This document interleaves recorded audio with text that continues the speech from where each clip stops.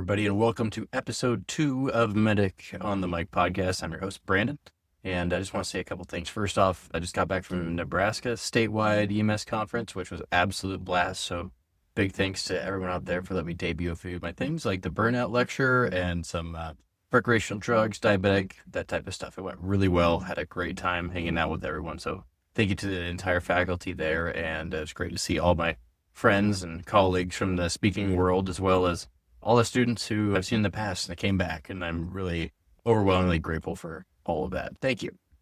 Do want to talk about this podcast coming up here that we're just starting right now, and my buddy Allan, he's on here. I know I said I was going to do the imposter syndrome thing, but I'm going to do that next week. So we're going to end up doing this talk with my buddy Allan with Third Alarm Coaching. He's out of Canada, out of Alberta.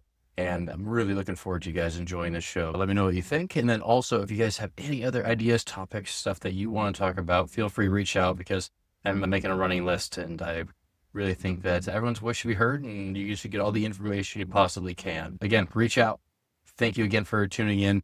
I'm going to be on YouTube with this one, and also I'm going to be working on getting on Spotify, Apple Music, or Apple Podcasts, as well as Google Play. That's coming up in the upcoming days. And follow me on Facebook, Instagram, and YouTube, and I hope to see you guys soon. So enjoy the show.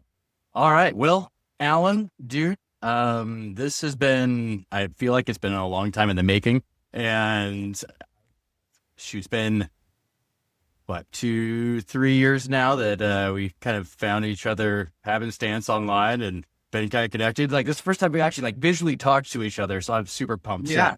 So, it's nuts. So, episode number 2 for this podcast. I just want to thank you for being here. This means a lot. Tell us who you are, where you're from, what you do, and all that. And then we're just going to have a conversation. Yeah, for sure. I mean, first of all, just thanks a lot for having me on your show. I'm absolutely honored to kind of be here and watching this podcast take off. And, I've followed you, like I said, for a few years, and watched, that you speak on stages and stuff like that, and kind of just followed your journey. And we have a lot in common. And I think the one thing that we do have in common is obviously, being dually trained, being a firefighter and a paramedic. So being able to kind of do both, but also like time, in the industry, and I guess that kind of just gets to where, I started my journey. I mean, I got into this at 18 years old, and I'm a second generation firefighter. My dad was a firefighter, growing up when I was a little kid. And, and it was actually funny, because when I first started, when I was like, I thought about being a cop, and nothing against, any of the police officers that, after being on the job, I was like, man, the cops, people don't like them until they need them, you know what I mean? And, totally. But being a fireman, everybody loves a fireman, right? And so, thankfully I went into that career, but I didn't originally start in fire. I actually started in EMS. And I was talking to my dad about it, and he was trying to steer me away from going into law enforcement.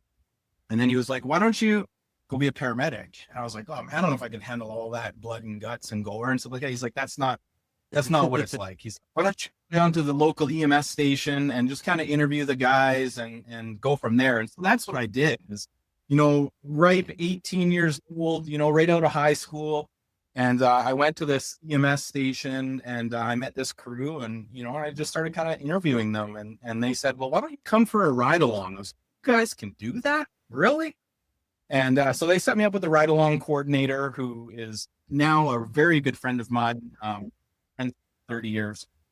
And he hooked me up, and I did my first ride-along, and I just fell in love. I was like, oh my God. I'm sure anybody that can relate to this, the first time in an ambulance, they were going to a call, and I did a night shift, right? I was like, I'm going to do a Friday, it's going to be busy. Mm-hmm. And it was dark, and the flashing lights and the sirens, and going through intersections and against traffic. And then you're in this house, and this person's super sick. And I was like, oh my God, it was adrenaline of a lifetime.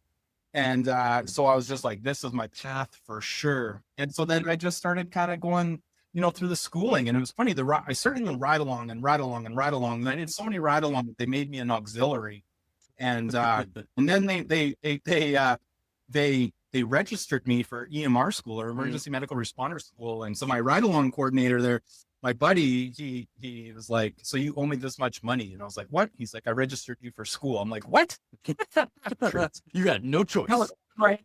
Yeah. Like, you're going, like, so they're like, you have a knack for this. So you're going. And so I went, and I went to EMR school, then I went to EMT school, and worked as a few years as an EMT. And then I went to become an advanced care paramedic. And then it was first year being in paramedic school. The ambulance service that I was working for, the contract was up, and the city was wanting to integrate and become a full fire service providing EMS. And so I just went through that process. And so I was going through my first year of paramedic school, going through fire training, and doing all of that. Yeah, right. They just pop it off, typical first responder status. I was like engaged to be married, and then so we're planning a wedding, and I built my first house. So I was kind of doing all of that all inside, right? Mm-hmm. But yeah, and then so I was just working and doing my thing, and so I ended up having, you get the house, and then you get dog, and then you get your first kid, and then you get your second kid, and then by then you're kind of already really deep into the service, and you're working lots, and you're working overtime because, things are getting more expensive, and you have kids now. And then I just found myself like in a very dark place. And I don't know if you want to kind of take this podcast to that area, but it's my story. And I think that's the best part. Dude, like, that's literally what this is all about. Yeah. And when I speak at conferences right here, I'm talking to departments, I share this story because even though it's my unique story, it sounds so familiar to so many other responders.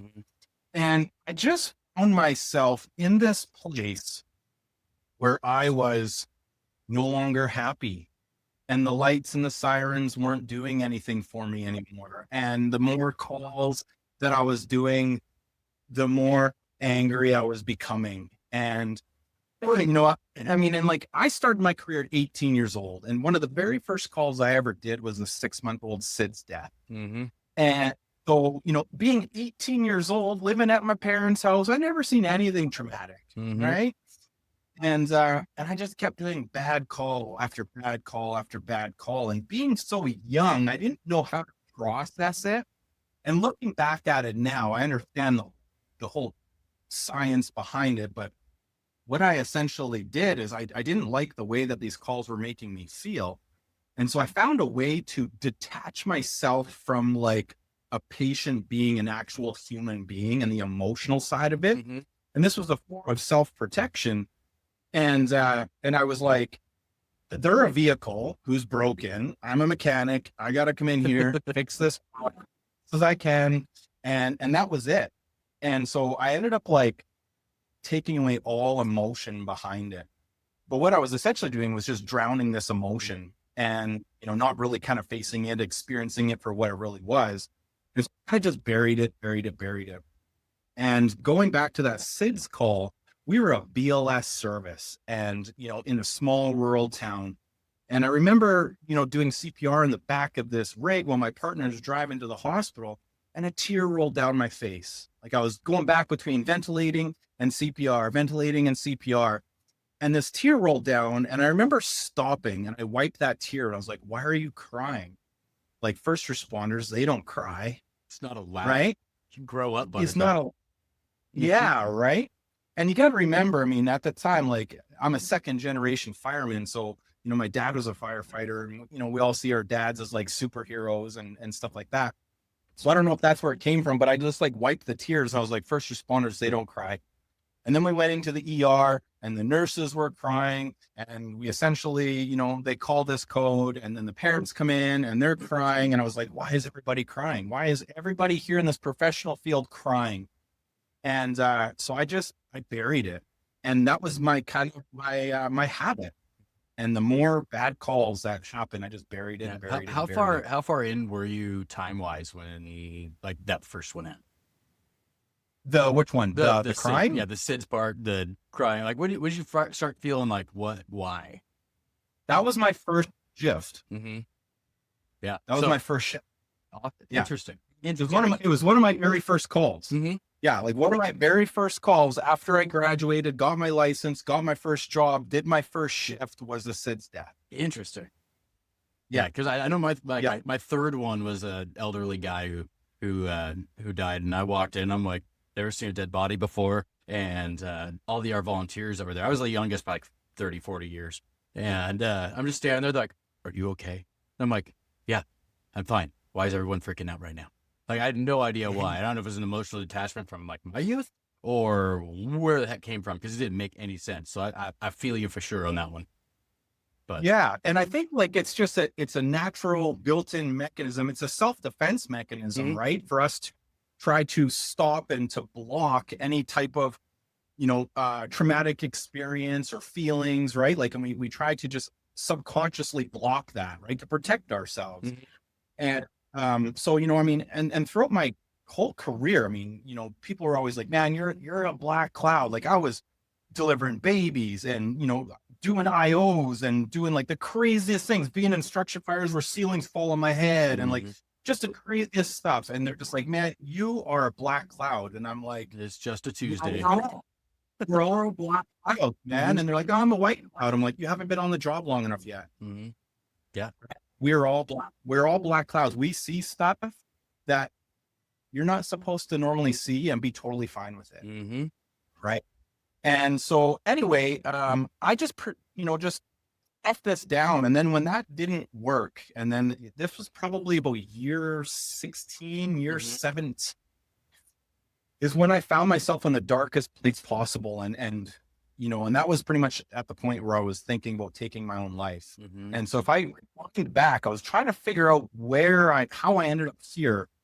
But what ended up happening was, shoving these feelings down, not processing them, ignoring them, and all of those other things, I started to pick up unhealthy coping mechanisms.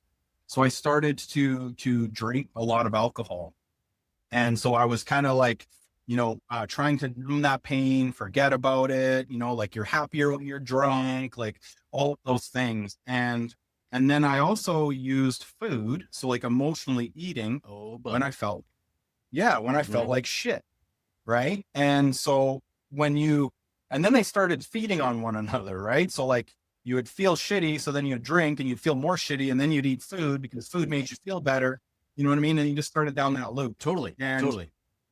Yeah. Right. And then I got to the point where I started like making fun of my spouse at the time. So I'd just joke around thinking you're kind of joke and I would offend her, and so it was almost like a form of like mental abuse. Right. And at the time, really see it that way. But that's how she felt. And I never ever validated that, but it was like a coping mechanism for me. And so eventually that ended up ruining my marriage.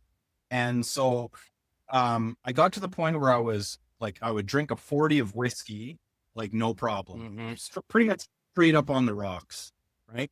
I would drink in the morning after shift. Right. I would be eating McDonald's like 5, 6, 7 times a week, and just fully sabotaging myself. I'm going to have a Big Mac combo, super size of fries with a Junior McChicken. And, I'm going to have a Diet Coke because, I got to watch my calories. That's right. Like, you know what, man? Oh, totally. Right. And I was caught in this trap and it got me to the point where I was just depressed, suffering from anxiety. And then to top it all off, I got injured at work. So I suffered a back injury. So me and my partner, we go to this call. It was just like, it came in as an elderly man, not feeling well.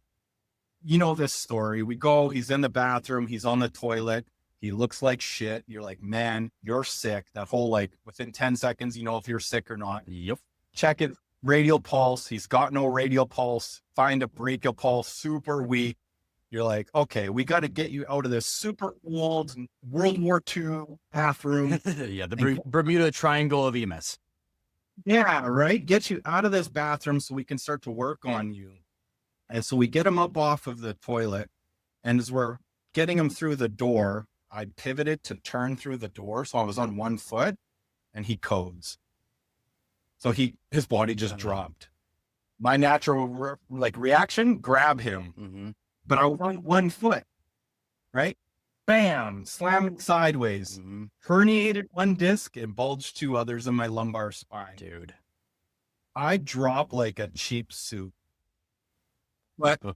so like it was brutal. And so now we're like working this code. I can't move. We call for backup. We got the engine company come, another ambulance coming. And then we get him to the hospital. And then I obviously admit myself. Mhm. 'Cause Good I call. Good call. freaking- And I'm off work.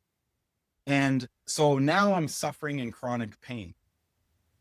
Right. And so, you know, I mean, and nothing against the doctors, but all they kept prescribing was pain medication, narcotics, narcotics, narcotics, Mhm. narcotics. Right. And then you get stuck in the whole system of, you know, well, your benefits are only going to cover either chiro or physio. So which one do you want to do? Dude. Right. And then you get, you know, workers' compensation trying to Mhm. force you back to work. Mhm. So then there's a battle between the compensation doctor and like our fire department medical director Mhm. doctor that does our medical and everything. Mhm. And they're like, he needs to be back to work in this time frame.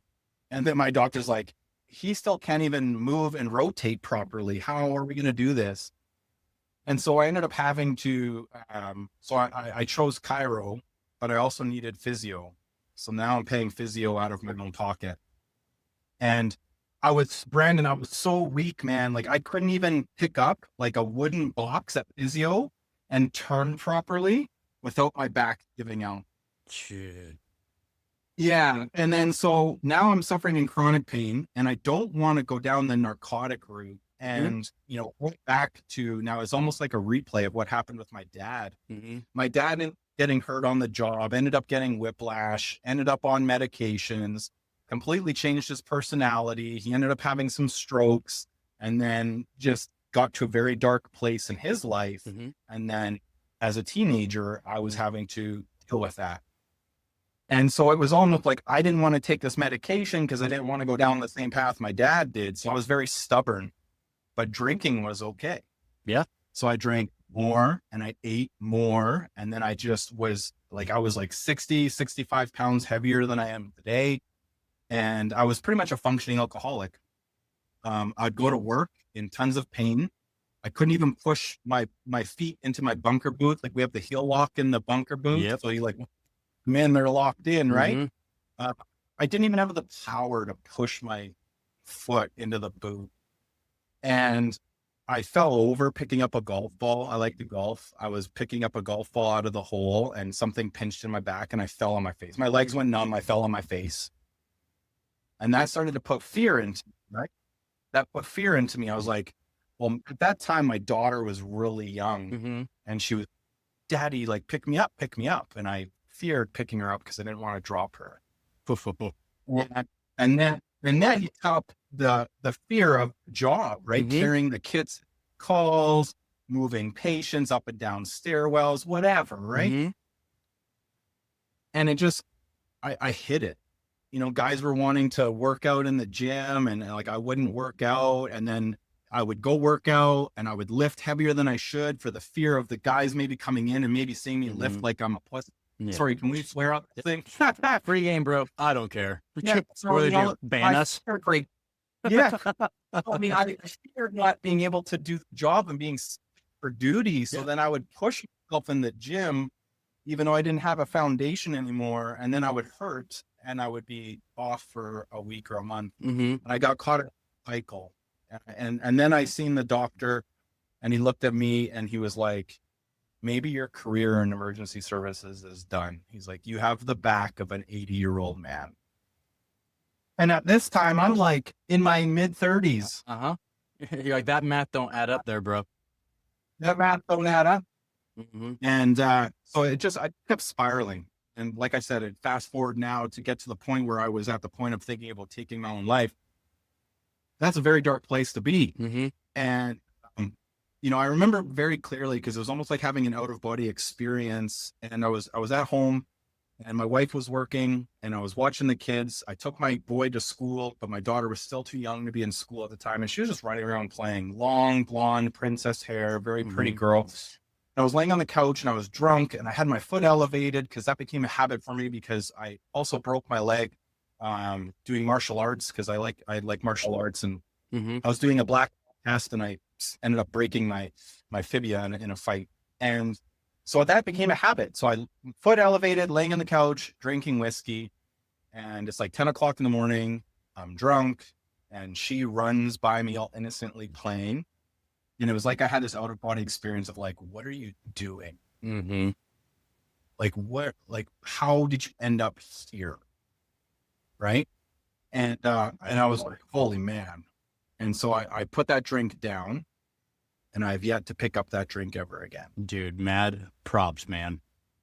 Yeah.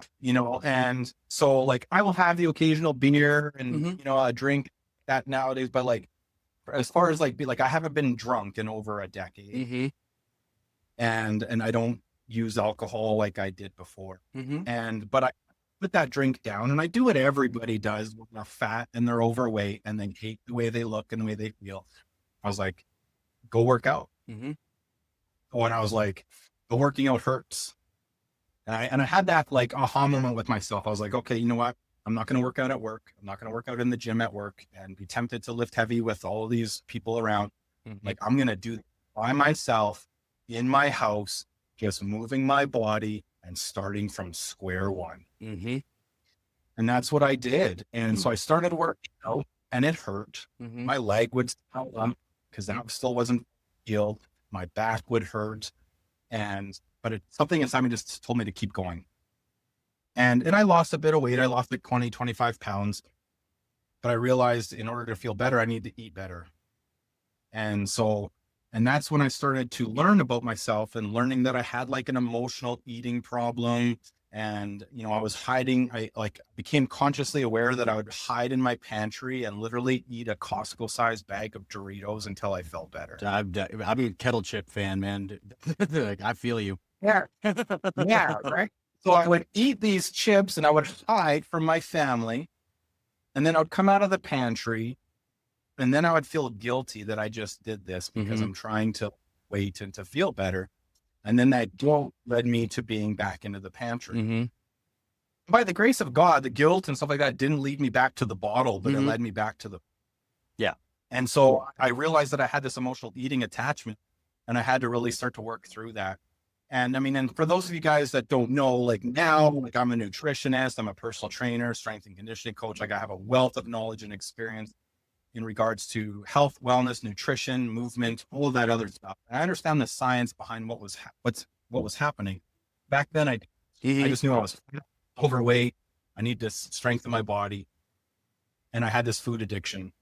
And so I managed to work myself through that food addiction. And the more food I started to eat that was whole and healthy and natural, I started to feel better. My anxiety was less. My depression was less. I was sleeping better. I was able to manage getting my ass kicked on our 24-hour shifts a lot better. I was performing better in the gym and I just started kind of building upon that. I mean, and I added in my water. So now I'm not drinking whiskey all of the time and drinking pop all the time and drinking energy drinks all the time. I'm drinking water. And that was it, just water. And so I started building these foundations of self-care. And then, I was like, I need to stretch my body. You know what I mean? And I just started learning. And this was like 5-6 years of learning, and I got to the place where I was no longer depressed, no longer suffering from anxiety, no longer on any medications, managing my food. I lost like 60 pounds, turned myself into like 12% body fat. Right. Got super strong. Went from being able to not even lift, that wooden box in physio to being able to deadlift like a freaking beast. That is awesome. Yeah. And so, I found myself utilizing all of these struggles and challenges and everything that was burying me, and I turned them into my strengths. So I was an emotional eater. So I got really good at feeding my body. And, you know, I was weak. My body was physically weak. I built it into being a strong fortress. I stopped drinking, right? And then I had to get into the mindset game here, right? And learn how to control my mindset and to be a growth mindset versus a fixed mindset. And I feel like a lot of first responders, because we're like that type A personality, like the paramedics are the type A, the firefighters are the type B, and then you kind of mix them together. Its own little thing. You know what I'm talking about, 100%, right? man. You know what I mean? You get any paramedic that comes into a fire service and they're used to being the guy leading. And now you're like, now I'm being told what to do like this. You know what I mean? That causes friction. But a lot of us have like a fixed mindset. I mean, to be honest, we have both. We have growth and a fixed, but a lot of us operate in that fixed mindset. And that's where I was. And so I had a lot of work to do on my mental game.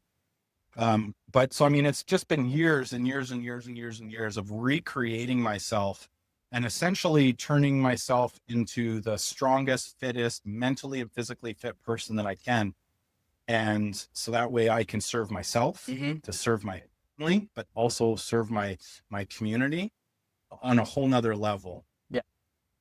And I see it quite clearly. I mean, like I got to the point where I was starting to open up on social media about my struggle and what I was kind of doing. And then that started to prompt other people to be like, hey man, like I noticed you lost like 50 pounds. Like I want to lose weight. Can you help me? And so that kind of started my whole coaching journey, if you will. I was like, man, I don't know. Like I just did this stuff. I can kind of help you, but I didn't have any credential behind me at the time. But as I started kind of coaching more and more people, and then I decided to go to school, I actually get some education behind myself, because people started offering me money to work with me. And so I better go get some credentials. So I actually have something hold behind me here. And then that's when I started just going deeper and deeper and deeper into learning, you know, and becoming a nutritionist was probably one of the best things that I did, because I mean, you ultimately learn kind of the effects on food and how it works on your body on a chemical level. And I was like, this is why I feel so much better. And so I just started working with first responders, and I started noticing a lot of the stigma, a lot of the same, a lot of the mental health, a lot of the job, the stressors, the addiction, the coping mechanisms, the bad calls, just everything. I was like, holy crap, man, I'm not alone here. Yeah, it's a much bigger world than we thought. Yeah, right. And so, and then that just kind of spawned into kind of what I do now with coaching first responders, talking at conferences, sharing my story, what I've done to do. I mean, and I kind of get into the science a little bit behind kind of why it's important that we do this as first responders, because like we're put into an environment that is just completely chaotic to our nervous system. Right. Totally. And, you know, like we're sleep deprived, our circadian rhythms are messed up. But we can sleep when we die. Duh. Yeah, duh, right? Just happens to be way earlier than it really should be. Yeah, exactly. Right. So, I mean, like over 2 decades, I've lived like 4 freaking first responder career spans, right? Like, but you look at what the job does, it's a recipe for disaster to sink first responders, right? And I mean, and it's no fault of the first responder. I mean, it's the nature of the job. So we have to like armor ourselves and protect ourselves in order to keep doing this job, because like I said, the job is super hard on your nervous system, right? You go like you're sleep deprived, you're running calls all day or all night. So you're not drinking water, you're not eating your food, you're not going to the bathroom, you're not taking care of these basic needs that a human needs to have. And then you go on days off, and we all have family and kids and other commitments. And then you got to work overtime and all of this other stuff. And our nervous system just gets super jacked up. Right. And we get that sympathetic response, you know, that whole lights and sirens and that whole dopamine thing that I had when I was first. Yeah. It was like super awesome. And then that sympathetic system ramps up, and that becomes our new normal. Right. And then we're like hyper vigilant. Right? I love hearing you say all this stuff, by the way. Love it every single second of it. So keep going. Yeah. So, you know, and then we're like in this hypervigilant state, and then we're like, Can't sit at a restaurant looking behind who's behind me. Gotta sit against the backs of the wall, looking at the door. Where are the exits? Yep. Where are the exits? Is that person going to choke on their food? And you're just super hyper vigilant, right? And as human beings, we're not meant to be in that sympathetic tone for the majority of our lives. Like that sympathetic tone is meant for us to flee away from threats and then to chill out. But we don't do that. Our job doesn't allow that. Life does not allow that. So we just become jacked up. And then we need the energy drinks and we need the crowd food. Yeah. Right. And we're so overwhelmed that it's hard to do a simple task like drink water because it's not part of your programming anymore. Yeah. It seems overwhelming. And when we're overwhelmed, man, we don't want to do anything that's unfamiliar. 100%. Right? And it's something like, oh no, if you want to feel better, you got to drink your water and eat your food. Everyone knows that to a T. They know it. That's right. That's right. And so the coaching that I do is to help you realize that you need to do it, but why you're not doing it and to help you to do it. And the thing is it comes down to that programming, right? And a lot of people go about it the wrong way. They're like, I need to lose weight, right? For example, and they do all of these crazy diets, right? Whatever it is, keto, carb cutting, carnivore, whatever, stupid diets. And they're actually adding more stress to the system, right? Like carbohydrates are our brain's primary source of energy, right? So when you cut that off, your body is going to be in a state of stress. Why is it so challenging? It's because you're supposed to be that way, maybe not the levels that you were, but it's difficult and you're causing more stress by making change than you are by slowly doing it. That's right. And carbs are actually good, but people just put carbs into one general thing. Like, totally. Like, there's between a complex carb and a simple carb, right? But everybody just lumps carbs into what we call a simple carbohydrates, right? Like pasta or whatever. But they also don't understand that when we eat this way or we drink this way, that we cause more stress to the system. And in our gut, right? We have this whole microbiome here, and that gut has a direct connection to our brain. And you know the vagus nerve that I'm talking about? Preach it, brother. Well, that is the super highway, right? Of information traveling back and forth. And so if you look at it with first responders who are struggling mentally, physically, emotionally, spiritually, they're trying to make change, but they're doing things in maybe the correct or the incorrect order, and they're actually working against themselves. So for example, this would be the easiest way to describe it. Somebody that is working out all of the time, but not feeding their body to actually to compensate for that. And then they wonder why they can't lose weight. Well, if they're not feeding their body properly and they're asking their body to perform better, their body is like in a state of stress and it's just like, you're asking me to do this, but you're not giving me this. So I need more energy. Well, what's fat? Well, fat is just stored energy. So your body is going to hold on to this fat to give it to you when it needs it out of pure survival. Right. And the same thing is we go back to the gut. What we eat has a direct impact on how we feel and our mental health and our resilience. Because if your gut is messed up, it's sending stress signals to your brain through the vagus. So how can you heal mentally when internally you're fucked up? That's a fantastic question. That would be that, like what would be like that starting point of like, this is where I make a change? Yeah. I mean, and it's different for everyone, but the easiest thing that I say is that the two main things, I mean, and I have my core four is what I call, what I teach my clients, but the two biggest things that you can do that should be non-negotiable for you is drinking your water and eating whole foods. As far as tracking your food and all this other stuff, like that's later on down the road, but just make a better choice to eat better foods and to drink your water. And because working out is optional, Mhm. eating is not. So, Voila. right? Like, It's drinking literally your that water, simple. yeah. So eating good food and drinking your water are basic human needs, Mhm. right? So if we can start with those two and break it down even further, just drink your water. Yeah. Just start there. And so when we can do that, and when you can get your body primed and in a state where you can lower that sympathetic threshold and increase that parasympathetic tone, you're going to allow your body to heal. Mhm. Your body doesn't know if it's an outside threat or an inside threat. Because they're all It just knows neurotransmitters. or threat. That's all it is. You These are just know chemicals. threats. Stress means this. Mhm. I mean, and we can go into science, we'd be here forever. Oh, but dude, weeks.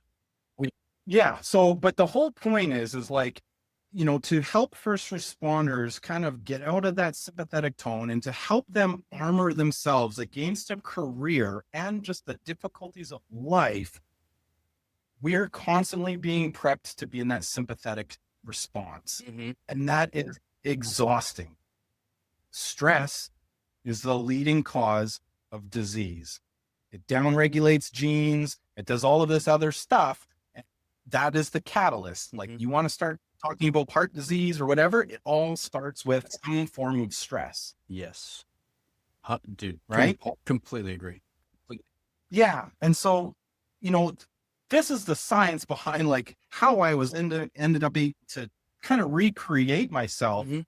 and how I was able to feel better and get off the alcohol and lose the weight and sleep better and actually take my mindset, because like when you're in a stress response, your brain isn't opened up to learning anything new. Mhm. Yeah, you sit comfortable because you don't want to challenge yourself anymore because you don't have any left to give. That's right. That's right. And as first responders, it's a career based on service. Mhm. We serve others 24/7, 365. It doesn't matter. Rain, snow, shine, earthquake, pandemic, Bring it on. doesn't matter. Yeah. Right? But if this is our cup of life and we're serving others and we're not taking the time to fill ours up, we're going to end up to where this cup is empty. Mhm. And that's where I'm at. That's where I was at. Yeah. Depressed, suffering from anxiety, overweight, stressed out, failing marriage, like all of this stuff, back injury, leg injury, right? And guess what? Well, the job doesn't care. You need to still serve. Mhm. So what was I giving out to the community? Getting angry with a senior who fell out of bed at the nursing home at 3:00 in the morning. I should be sleeping. Mhm. Right? And you forget that you're in a job of service. And so we start giving that. And our community doesn't deserve that. No.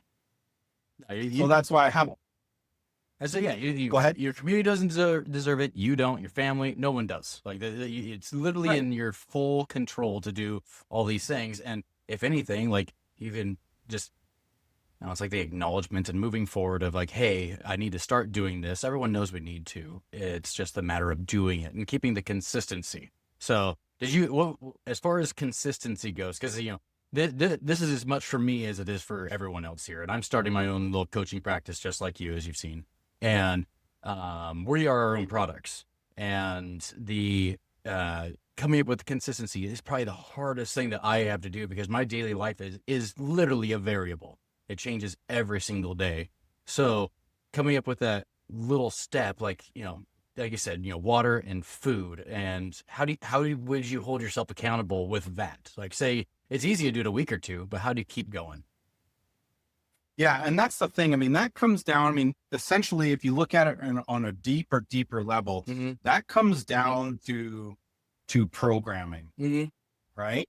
And one of the things you talked about, like your life is always like is the word you said, a variable, like it's always changing. Mm-hmm. Okay. And things that I find with people that I coach and stuff like that, especially when I first start working with them, is because of the job that we have, it feels everything feels out of control, right? Like no shift the same. Yep. And calls come in whenever, and you were planning on going fishing with your buddy, but then your wife is like, but we got this going on, and you're like, crap. Everything feels, you know what I mean? Everything Totally. feels like there's no control to it. And one of the ways that I teach for you to get more control in your life is to make certain things non-negotiable, right? And so, and like, it doesn't start like that, but you have to be a priority, right? Like you have to make it a priority. Like, what would happen if you didn't make work a priority and just showed up whenever you wanted to? No, I wouldn't have work anymore. Well, there's a consequence to that, right? There's a consequence. But most people, when it comes time to hold themselves accountable, there's no consequence. Because they're only letting themselves know, like, oh, it's okay, I didn't eat good today, or I didn't do this, right? Like, you have to hold yourself accountable, and you have to, like, just start small. You have to celebrate those wins. And in a world where everything is chaos, the way that we can feel in control is when we get to take those non-negotiables and make them habit, right? Because when you can make it a habit, that's when you've made it, right? Because no matter how busy life gets for you, Brandon, you brush your teeth, right? Oh yeah. Absolutely. Doesn't matter what doesn't matter how busy your night shift was, doesn't matter how crazy your family life is, you brush your teeth. Yeah, right? No one likes to go to bed with fuzzy teeth. Yeah. But how did you end up developing that habit? Well, for me, to be honest, I had a really rough time as a kid. And then it took my wife and her strength to be like, hey, we got to get this stuff done. I'm like, oh, basic hygiene. Like, I always skipped it because there's a lot of other things in my mind. So for me, it was building habit with some external forces in that direction. And it's really opened me up to being better. So I think I know where we're going with this conversation. So, but the external side. So, and I know you, when you do all your posts, like your posts are so powerful because they're so vulnerable. And you put it out there like, this is where I was, this is what I saw, this is where I'm going. And by doing that, just like, this whole podcast thing, to be honest, I didn't know this was released when everyone was like, hey, podcast is out, because I scheduled it 6 months ago. I actually had it filmed, scheduled it to be released 2 weeks ago, and I totally forgot about it. And then, but by putting it out there, I was like, well, guess what? I'm doing a podcast now because it's out there. So it's the same ideology. Yeah. The external people, let people know, like, this is my plan. And then either it's either out there so you know that they know, or they can support you at the same time, or both. Exactly. So accountability, right? And the people that you surround yourself with. And as human beings, we're lazy. Like, you know what I mean? We're essentially lazy. It's easier to lay on the Netflix than it is to go into the gym and work out. Yep. Right? Or it's easier to order, skip the dishes than it is to meal prep. So we have to, and this is where asking for help is super important, right? And as first responders, we're terrible at asking for help. We are the help. Exactly. Because we are the help. And if we need help, well, Jesus, now I'm vulnerable, and maybe the public won't trust me, and all of those other things. And so we have to learn that asking for help is okay. And that having coaching, accountability, somebody to answer to, and I mean, you can't just be like, yeah, my buddy is like, yeah, we're this year and we're going to the gym every day. And it's just like, no. You need to surround with people that live the life you want to have. Right? Because if you count on your best friend, Josh, to show up, and then as soon as he stops showing up, you're going to stop showing up. Totally, dude. So this is where coaching is important, because you have to surround yourself with people that are doing and embody what you want. Otherwise, we're just going to take the easy way out.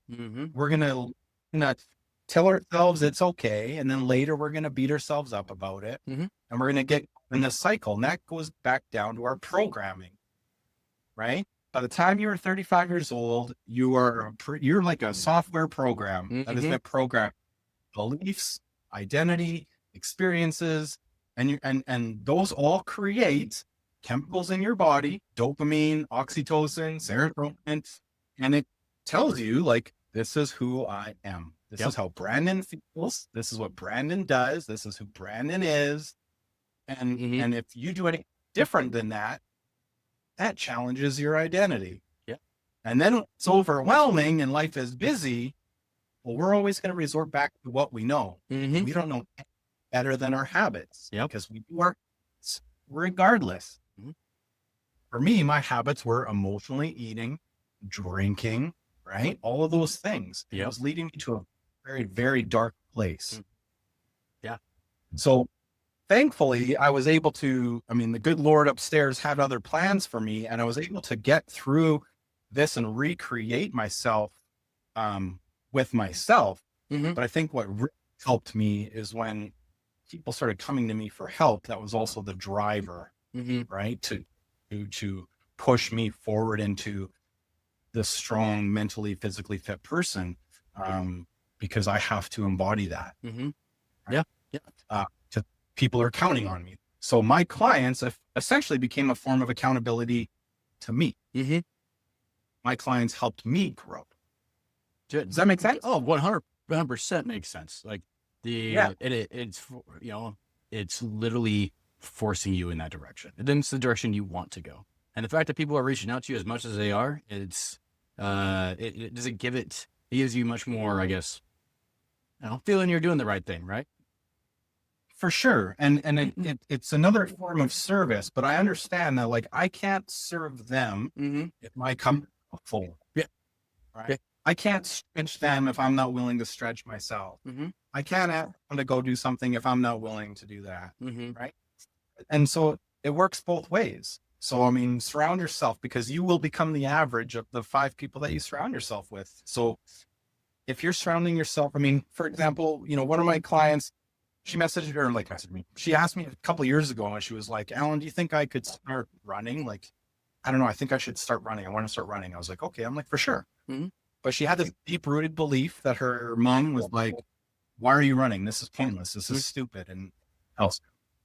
Now she's an ultramarathon runner. Boom. Yeah. Right. It took a couple of years. Mm-hmm. Right.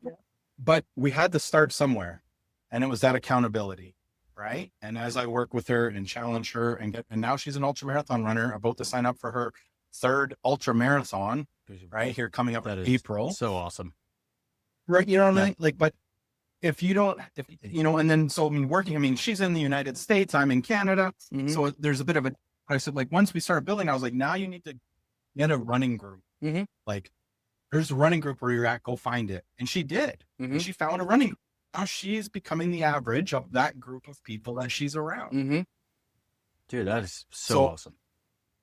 Yeah. Right. And so that's the important thing. And going back to, we kind of got into the coaching and stuff and what I do, but essentially, as first responders, we need to have the desire to want to feel better and to do better. Cause I see it all of the time, man. I mean, we want to give, whether that's giving to our kids, giving to our spouse, giving to the community, giving to our job. And the last people we give to is ourselves. Completely agree right? with you. And that will lead us to a very hard, dark place because the cup analogy, right? If you're not filling your cup, you're going to become empty, and then that's what you give. And so yeah. But I mean, that's my story in a nutshell, man. Where I was super dark and wanting to end life and overweight and mentally and physically and spiritually unhappy, to where I am today. Dude, yeah, then literally what you just said is stuff I literally have my journal right here that I've been writing down, and most of those words that you just said are written right there, literally this morning, because it's something I'm constantly keeping up on. And I don't know about you, but like once because I've had some massive changes, spiritually, emotionally, mentally the last 3-4 years. So it's, a little new to me. But at the same time, it's like watching my ability to not only change perception, but my overall ability to do things in general is so much more fun to watch me do changes and challenges than ride what I've been riding. And I think just getting over that little bump of like, hey, I can do this, and I'm going to be out of the norm compared to everyone else I'm around. I'm in the same town I've been in for the last 36 years, and it's I'm like, you know what? I'm gonna step away from that ideology I'm so used to and keep pushing in the directions that make me feel good. And I'm gonna surround myself with, friends like you and all these other ones I've been meeting all over the place, because that gives me that higher than average than I really wanted. But no, just hearing you speak about this, it warms my heart, and I really hope everyone else that listens to this, it really hits them, because I talk to people privately. I get messages all the time of people dealing with these things, and they also don't even know they're really dealing with it. So just bringing it to light is awesome. That's the thing. I mean, you have to let go of the things that were causing you a lot of stress and a lot of angst and anxiety, or you know what I mean? Yeah. You have to eventually grow, right? And with that is change. And just like you said, trying to change the trajectory that you're moving, and that means you have to take different action, because if you keep taking the same action, you're going to end up with the same result.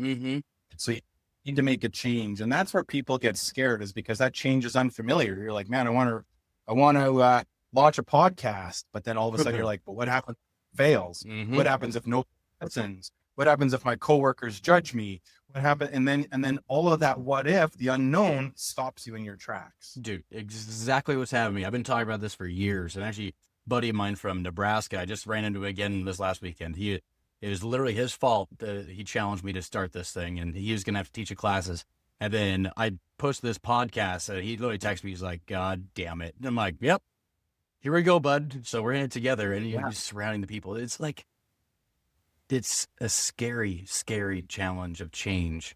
But at the same time, like, I'm really looking forward to this coaching thing. Like, hearing you it's a motivator for me. And I really hope that even for people who don't want to get into coaching, at least listen to the alternate perception of there's other cooler stuff out there. You can do it on the side. But you can make that change, and then who knows where it goes. But embrace it. Embrace it, because and that's the thing. I mean, you essentially establish a really good relationship with yourself. And with that comes confidence, right? Comes self-respect, comes you being open to accept challenges, because you're building your confidence to be able to accept those challenges, right? Same thing as, talking about my one client, she was questioning me, like, should I start running? Right. And we started just small. Like I said, like, all you got to do is just put your shoes on. And that was the biggest thing. And that's what stuck with her, was like, just put your shoes on. I mean, and like throughout her life, she has had tons of adversity, tons of trauma, everything, universe trying to throw her off course. And when she would message me, and I was like, you just have to put your shoes on. Just do that. You put your shoes on, and you just sit there. You put your shoes on, and you accomplished something, and will go a long way. Right. And then, and it does. So when you talk about drinking your water, or just getting your protein in, or just, you know what I mean? Those simple things, just putting on your shoes. When you do that enough times, and this is the way that I'll explain it, is because everyone thinks I love to work out all of the time. I hate it, but I love it, right?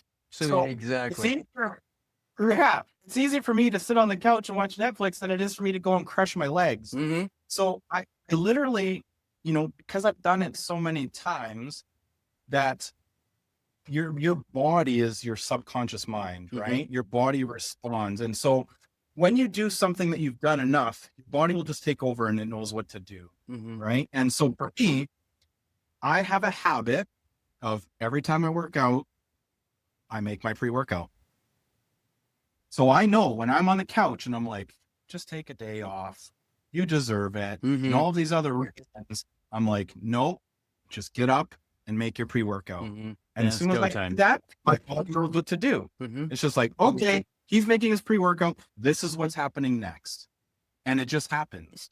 So I know, it's got to convince myself, just get up off the couch and go make my pre-workout. Yep. Put on your shoes. And everything else happens. Just put on your shoes. Dude, that is sweet. I love it. I love it so much. So what's the next step for you? You working on anything cool, fun, upcoming? I saw like, your everyone's transformation posts that you're putting up there, as far as people losing weight and inches and all that stuff. And I'm sure that's awesome to see. Yeah, I love the coaching aspect, and nothing makes me happier than when somebody gets it right. I mean, and I think of like my friend Abrina. She's a client of mine, and she's a long family friend, Mm-hmm. and she's like a beast of a girl. And what I mean by that is like she's a tall, like I'm 6'2". I Mm-hmm. think she's like 6'1", but she's like a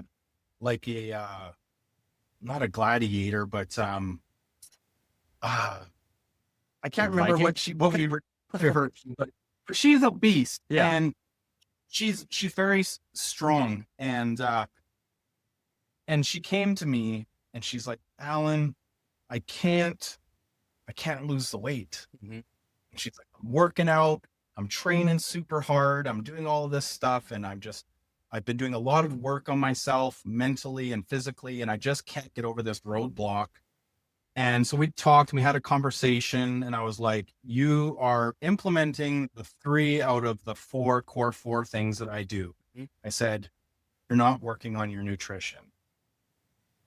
And I said, we need to just fix your food intake. Mhm. And here we are, and she's 40 pounds lighter, and she is so strong in the gym. Mm-hmm. And she like messages me all the time on how she's hitting her personal best and lifting her heaviest that she's ever done and doing repetitions. And she's like, this is crazy to me that missing link has brought me more connection with myself. She's like, I feel so in tune with myself Mm-hmm. and so connected to my body, and spiritually I feel like at peace and all of these other things. And I was like, you were just missing that one key component to the core 4. Mm-hmm. So your body, you're not eating properly, you're training, you're stressing the shit out of your body, and you're asking your body to heal. I said, you can't, your nervous system isn't like that. Mm-hmm. Like, so we have to mitigate as much stress as we can while we're introducing healthy stress into your system, like working out. I said, your body doesn't know that it's healthy stress, it's just stress. So it's going to respond this way. Mm-hmm. So I'm like, we have to put this in. And she is just like, oh my God, this was the missing piece.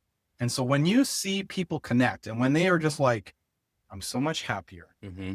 I'm stronger, I'm sleeping better, my skin looks better, I have so much more energy, I'm open to healing, and they just really get in tune with themselves, that's what makes me so happy. That's why I do what I do. Dude, that is awesome. Losing the weight Mhm. is just byproduct of you taking care of yourself. Yep.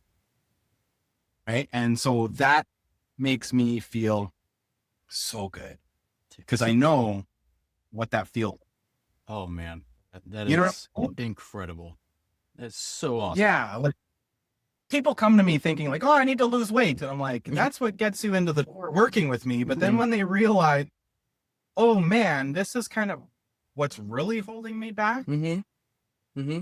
that's real change. That's when we get the real coaching level stuff. And that's when we get going from like not being a runner to an ultra marathon. Dude, I need some sessions with you, my friend. runner. And I'm the one who's learned how to do this crap. Right? Yeah. So I mean, to losing 80 pounds, coming off all your medications and no longer on CPAP, that's life changing. Win. Right. So dreams are made of. And so, yeah, right. But it takes work. And Mhm. it takes the act.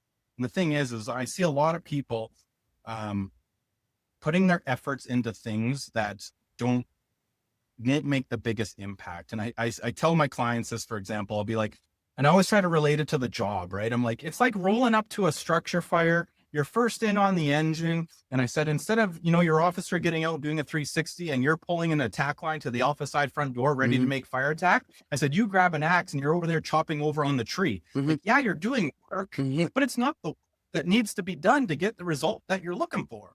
So I said, we got to stop chopping the tree and focus all of the work and energy you're doing over there and guide it over here and do the work that's going to move the needle for you. Dude, perfect analogy. Perfect analogy. Yeah. I I always love try that. to relate everything to job, right? Oh, yeah. I always try to relate, because I work with firefighters, paramedics, police officers, border patrol, dispatchers, right? Yeah. Nurses. I would try to relate it to the job. I mean, and that's why I work with first responders is Mhm. because, I am a first responder and I understand the job and I understand the challenges and Mhm. everything that we go through. And when I can relate it back to the job, because the job is like, they can picture themselves chopping the wood, hacking at the Like, tree. that's me. But they don't know. Yeah, but they also know that they should be pulling that attack line and going to get in the fire. Mm-hmm. They can see that and they can make that connection. So I'm like, Mm-hmm. right now, I said, you're working out, which is chopping the tree. Mm-hmm. I said, what we need to do is get your nutrition on point. That's grabbing the nozzle. Yeah, buddy. So let's get all of that energy and let's focus it over here. Working out can come after. Mm-hmm. Hey, chop of the tree, that's part of freaking salvage and overhaul. We'll get there. Yep. But we need to focus here. And so I mean, it comes down to we got to start small, one small thing at a time, to build from. That is so awesome. I cannot thank you enough for coming on here and having this vulnerable talk with me and like just opening up hopefully everybody's eyes. It's just got to be one thing, and nutrition, water. Like I talk about salt water all the time. Like I'm doing 2 bottles on one or two full bottles of regular water, and then doing with salt and 1 creatine a day. Like just those little things. Just drink your water, change the nutrition, and because you are what you eat. I do believe in that for sure. You are, and it's science. It's science. Right? We have that bacon. The gut is the second brain, and 9% of our serotonin is created in our stomach. Mm-hmm. Right, and so you want to feel happy, you have to get this happy. Mm-hmm. Dude, and when those signals start to communicate properly, your sympathetic level drops. Parasympathetic level turns in, the rest, the digest, the healing, fat loss. And it doesn't take too long. It doesn't take too long. It's a pretty quick change because I know my wife gets pissed off at me. She's like, 2 weeks and you're back to being shredded again if I start working out. I'm like, well, a lot of it is it's just the little steps. It's all the extra stuff. So I can, I totally relate. This is so awesome. Your body is the smartest supercomputer ever. But it will adapt to what you do to it. So if you teach, and that's the thing is I try to teach my clients, like you have to build trust with your body. And once your body knows, and this is going back to like, it's going to adjust to what you do. And this is where consistency pays off, because if you are consistent, say with just your water or say your nutrition, for example, your body is going to respond. Right. So biggest thing that I have is, the biggest complaint, if you will, is when I first start working with people, because I get them to eat so much food and they're just like, holy crap, this is so much food. And I'm like, yeah, but what you've done is you've shown that your body is that you underfeed it, you over calorie it, your metabolism slows down. Right. And it's like, this is what Brandon does. This is how much energy Brandon put out. And it adapts to that. And as soon as you start feeding your body properly and you build that trust, you're like, this is my new normal. Your body's going to go, okay, this is his new normal. He's consistent enough with it. We have to adapt to this. And then when it adapts to it, right, then it's good. Right. And your body will respond. Right. And that's what we need to focus on, that consistency, that compound effect. It does miracles. But people are constantly looking for the quick fix, are stressed out, overwhelmed, not taking care of themselves, serving everybody but themselves. So it makes that simple task feel almost impossible, because in their head, it's this big. But in reality, it's not. It's this big. Yeah, it's like, I don't have time for that. You do. You're doing it already. You just have to change what you're doing. So. Sorry, you froze up there, Brandon. I was going to say, yeah. No, it's like, everyone's doing these things already. It's just a matter of you got to change what you're actually doing. There's such minute changes. I was doing my burnout talk a couple days ago, and at the very end, I'm like, your morning routine. The first thing you do, drink some water. Go outside, get grounded, breathe, feel that sunshine, take a cold shower, and guess what? Your day is ready to begin. Now, how much different is that from waking up, drinking coffee, taking a hot shower, and then slowly, hopefully, getting through your day? Like that, it's an 8-minute difference, maybe. So it's very minute. But no, dude, I appreciate it so freaking much. Thank you. Yeah. Yeah. Yeah. No worries. Yeah. Is there anything else you want to go over? We could talk like this for hours. So, I mean, if anything I could say, I mean, to any first responder out there, is, because a lot of the stuff that I think that we're chatting about is seen as like woo-woo kind of, oh yeah, stuff like that. But realistically, like it's science. It is science. And there's a direct correlation between the food that we put in our body and our mental health. A direct correlation. There's tons of studies that prove it, right? The science behind it. When we talk about the gut biome, the vagus nerve, you talk about dopamine, serotonin, oxytocin, epinephrine, like it's science. Science. And so a lot of people think it's voodoo. Yeah. Right. And it's not. So, I ask for first responders to open your mind, right? And to ask for help.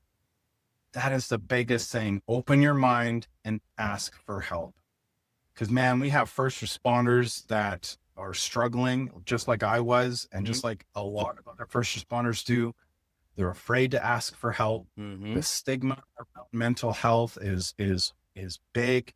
But the thing is those people that are maybe in charge of organizations, they're struggling, if not more than the person on the floor. Yep. And they don't want to expose themselves, so they will shut it down. Yeah. Right. So you have to remember that those people, like society in general, man, the human race struggles. Yep. Right. Yeah. That's why addiction is high. Oh yeah. Right? It's easy to zone out, bro. Like I'm a THC guy. I live in Washington. So like for me, it's easy to be like, you know what? Day's over. I'm done. I'm just going to be back here. I'm hungry. I love my chips. I love all this stuff. And like, I wrote down that, I'm done doing this. I need to make some changes for myself because I see how much it hits me just zoning out when I don't do that. And I have all the energy in the world to do whatever I want. And I want to do a lot of stuff. My boys want me to do a lot of stuff. My wife does. Like, I want to do that with them. I want to be there for you guys. I want to be there for everybody. And I can't be there without me. So by zoning out, you're checking out and you're no good to anybody. So not even yourself. Exactly. So we have to ask for help. We have to be vulnerable. We have to be willing to be minded and establish a great mindset. And we have to surround ourselves with people that have what we want. Did you have a coach when you went through all this, or did you do it all by yourself? Oh, no, that's what I was saying, man. Just by the grace of God, I ended up doing this all on my own. And it was a lot of trial and error, man. I remember even just last week, man, I broke down crying while I was riding the bike. At least you're crying, right? There's a lot of people that don't do that. Yeah. And I was like crying on the bike, and I was like, shit, this is a vulnerable moment. I have to record this and post this and share this because, it's real. It's how I feel. And the messages that I got were like, thank you so much for that. Your vulnerability, to see a strong guy like you cry, you motivated me to work out, like all of these things. And that's the thing is, but before I hid that, like when I was first in my journey, and I'm a big believer in, and this takes work, but, and challenging yourself to push yourself to extremes, like a governor on a car, right? David Goggins talks a lot about this, about challenging that governor, because like a lot of us, when we hit that governor, that's when we back off. And I found that like when I can push myself past that governor, that's when the real growth happens. That's when I was like, I would have a fit when I was like working out, and I'd like throw a chair, and I was getting mad. I was like discharging all of that energy, right? Because it was just caught up in here. The body keeps the score. There's a good book out there. Oh yeah. The body remembers, right? And the nervous system remembers. And I had all of this energy that I wasn't allowing it to process. And so it was coming out in other ways. I didn't have the mindset to be able to control how it came out at that time. So I was angry and throwing chairs and having fits and crying and all this other stuff. So I didn't have a coach to help guide me and mentor me. This was all learning and trial and error. And I could have gave up at any moment because I had a lot of adversity. I had to, my wife came to me and you got to remember, like when my divorce happened, I was already a couple of years into my wellness journey, and I lost the weight. I was working out. I was eating better. I wasn't drinking anymore. All this, I was working on becoming a better human being. And then I went on a retreat for a week. And then I came home, and then my wife sat me down and she said, we need to have a talk. And I said, okay. And then she said, I want a divorce. And I was like, what? Right. And this is the most powerful thing that she said to me that stuck with me. She said, you are strong enough now that I feel I can leave and you won't kill yourself. And I was like, how long has it been since you've wanted to? Yeah. Right. Uh-huh. So through my wellness journey and developing myself and stuff like that, like I went through my divorce. I had my acreage, my nice, big, beautiful built home. We were only in it 2 years, my 5-car oversized garage, everything that I worked super hard for. I had to rebuild it all. I sell the acreage, sell all of my belongings, move out of the thing, go through a divorce, recreate myself. Like, and I could have just given up. I could have easily got back on the bottle. Absolutely. Easily. Right. But something just told me like, no, there's something better for you. Right. And it's what I do now, but I had to believe that there was something better for me. So I don't know.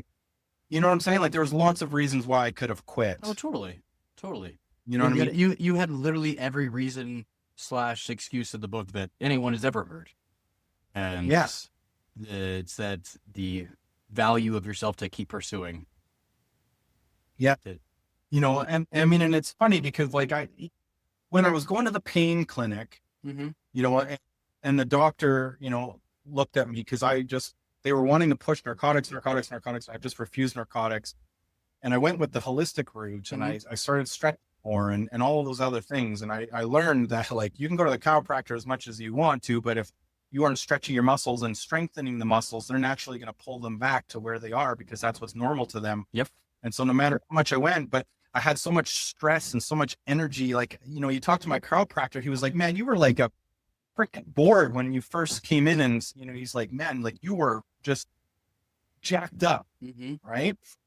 And now when I go see him, you know, he adjusts me like no problem. And he's just like, you are a completely different person. And I'll share this with you. I mean, I should share this because it's going to help me get it out, but I've written a book and I've passed it out. I've passed the PDF document out to some people that I trust to kind of review it. Yeah. A friend of mine who written it forward for me. But I was going to get it uploaded on Amazon and stuff like that. And I realized everything is in the wrong format. So I got a great format. But I gave my chiropractor this book. And I said, man, you've been on my journey with me. And I said, you're a doctor, you're a chiropractor, you understand this, you've watched my journey. And I said, can you read this book for me and let me know if I'm on point? And he read this book and he was like, this book is awesome. Right. And because I talk about the core 4 in there, but I also talk about a little bit of the science with the vagus nerve and stuff like that. Right. And kind of give a basic science, but the name of the book is called Calm the Fuck Down. Calm the fuck down. I'm going to write that down. I don't think I need to write it down. Yeah. Right. And I've not released it yet, but this is my accountability so I can get this pushed forward so I can get it out there. But I know that this book is going to help a lot of people because it's focused on depression and anxiety and why we are the way that we are and why our nervous system is so jacked up and how the core 4 can help you because it's helped me and it's helped hundreds of friends that I've worked with throughout the last 10 years of me coaching. But it also gives them a base understanding of the science of like why they feel the way that they do. And, you know, and this book is going to help a lot of people because they are simple tasks, kind of like what we shared today, you know, like a super small introduction on how to start, right? But also understand that like why you feel this way, right? And so I want to release that book But again, same thing. I'm scared. Right? I'm like, sounds my like you're friend, going my friend, to, sir. Crap. Sounds like you're What's that? going to. Yeah, I'm going to because I said it here, so I kind of have to. But one of my clients wrote the foreword for me, and because they've lived it, they've lived this experience. They practiced the core 4 and they understand it. So and so they wrote the foreword for me. My chiropractor doctors read this book and it's just like, you are spot on. And so I think like a lot of people, not just first responders, just people in general need this book because they're trying to calm the fuck down, but they don't know how. Yeah. Right. Absolutely. How. So, but yeah. That's awesome. One thing I do want to go back for, and like, because I don't know if it's your thing, but the core 4, I know a nutritionist, I call it one of them, but if you just want to give a little insight to what those are, just so people have an idea, because it must have something that we wait until we get into your program. No. So I mean, like the core 4, I mean, is water. So it's hydration, food, sleep, and movement. Dude, sleep. Those are all so easy. They're so easy. Yeah. So 3 out of the 4 are things that we do every day anyway. But we eat like shit, we're dehydrated, and we sleep like shit. Yep. So if we can learn how to do it and keep it super simple, and then we can start to take action and implement it, then comes the movement. Dude, that's so cool. Right? I love it. So yeah, so you have to keep it simple, but it's amazing when we start to hydrate our bodies and to feed it good things, and how we chemically change our body and how that will chemically change our mindset. Right? It changes everything in our body. And it's so simple, but it's not easy. Yeah. Okay. Eating good food is simple, but it's not easy. Drinking your water, but it's not. Yes, right. Sir. So I talk about it. I give a base kind of science lesson without overwhelming people, because the whole point of the book is to get people to take action. That's what I want, is I want people to take action. They don't need more knowledge. They need to take more action. Yeah, dude, that's exactly what we need more in this. Not only our field, but for everyone. Everyone is going through this. And it's just the fact that you can hit home so much better with it. We can hit home so much better with people who are in our field.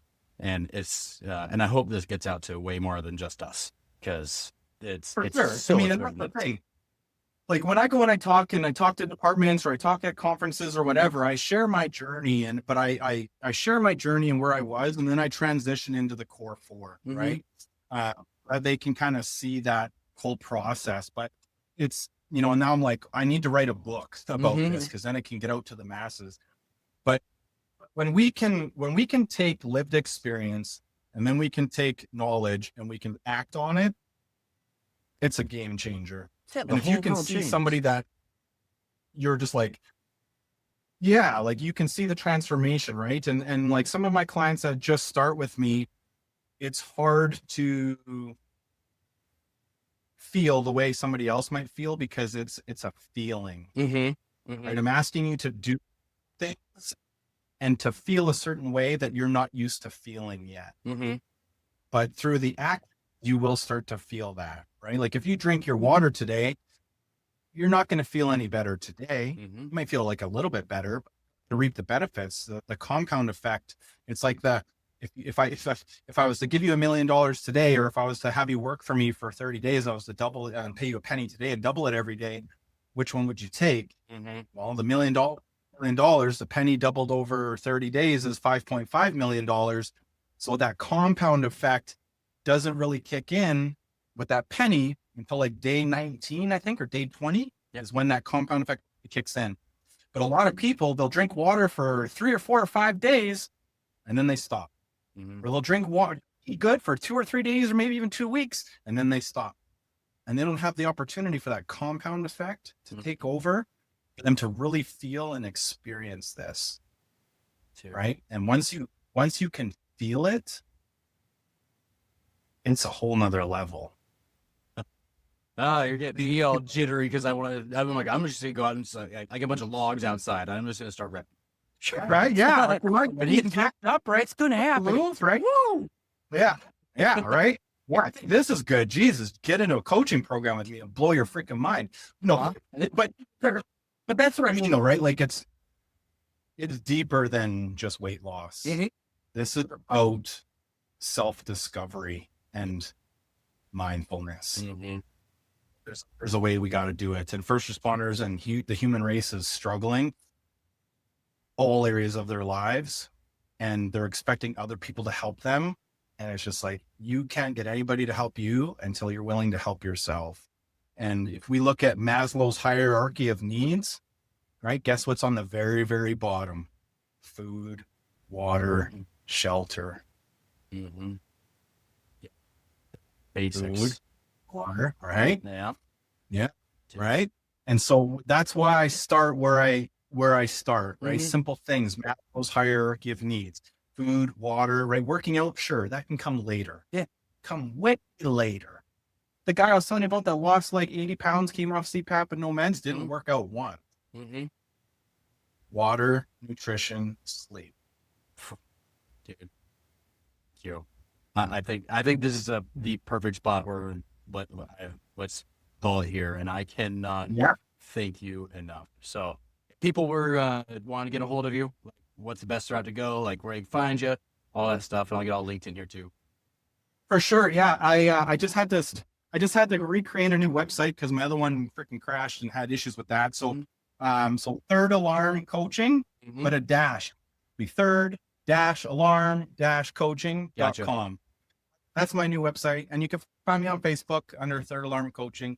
But yeah, just feel free to shoot me a message, send me a message. There's a form to reach out to me on my website. I've also just put up your Medic on the Mic thing there, so I can attach this podcast to it. Sweet. I have some podcasts on. What's that? I said, sweet. That's gonna be awesome. I appreciate it, man. Yeah. So- wherever you guys can find me. Yeah, Allan, thank you so much, dude. Enjoy your time up there, and that hour goes by so absolutely fast. So thanks again, everyone. Follow Allan and take a look at what he's got going on. If you need anything, get a hold of him. So, or whoever, just talk to somebody, reach out. We're all here. So Right. sweet.